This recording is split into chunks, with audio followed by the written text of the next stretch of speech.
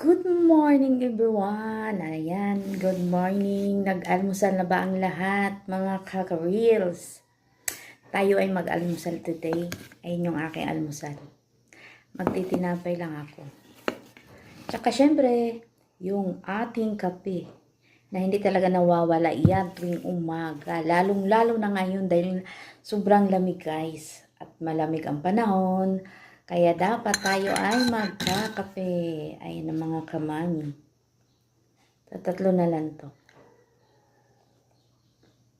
Tsaka mayroon akong ano dito. Itlog. Meron namang ano yan. Cheese whiz. Kailangan. Nagluto ako ng itlog para sa aking mga anak at saka nagsangag ako. At ako kasi sa umaga hindi ako kumakain. Madalang ako kumain ng kanin. At ito madalas tinapay. Kaya hindi nawawala sa amin yung tinapay.